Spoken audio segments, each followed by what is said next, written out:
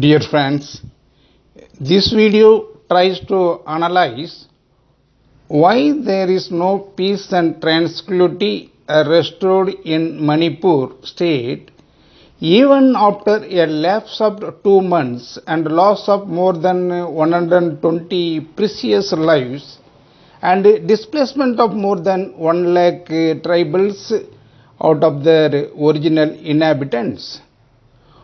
What is the crux of the problem? The editor of the Impol Review of Arts and Politics has summed up this event in the Deccan Chronicle dated 21st June 2023. I quote, "The ills form 90% of the state's landmass and are deemed to be exclusive for those recognized as scheduled tribes, that is Kukis.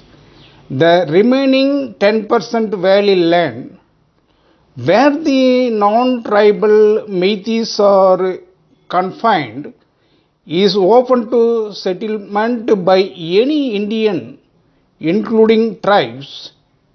A growing situation, that is a section of the Meiteis are now demanding scheduled tribe status for Meiteis as well." Quote unquote. Dear viewers, the triggering point for the outburst of tribals and non-tribals, that is Kukis and the Meiteis conflict, arose by the vested interests who wants to get political mileage or political dividends, instigated the Meiteis community to demand for scheduled tribe status against the constitutional schemes of things and reservation policy, hitherto followed by the state governments and the central government on the subject matter.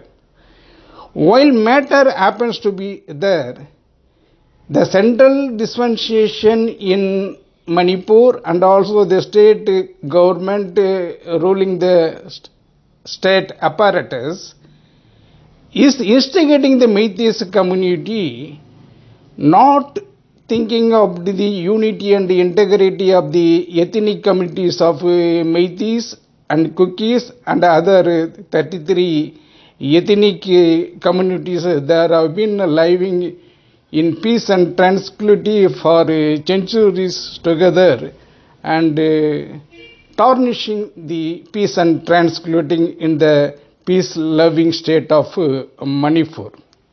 The irony is that the Impol High Court has issued direction to the state government to consider the scheduled tribe status for Meiteis community within 4 weeks. Time has made the matter from worst to worst. The fact of the matter is that any inclusion or exclusion in tribal list or scheduled caste list ought to be done by a variety of things to be followed, that is by studying by anthropological and ethnographic studies, and it must be sent to the tribal ministry.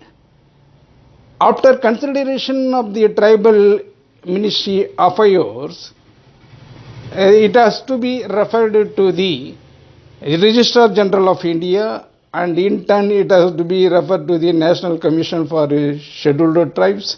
After the considerations of the report of the National Commission for Scheduled Tribes, it must be sent to the government.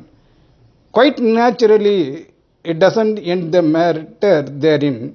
The cabinet has to take a decision on this matter by preparing a cabinet note, and the same must be placed before the parliament, and both the houses of the parliament should deliberate on these things, and after only the ratification or the notification by the President of India, it will be issued as a gazette notification. Unless or otherwise these things are followed, any tribe or caste will not be listed in the tribal list or scheduled caste list. This is the legal position.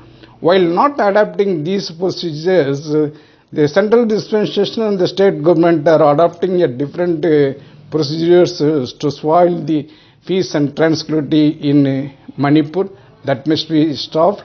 The constitutional schemes of things on reservation policy should be followed. This is the message of this video. Thank you so much.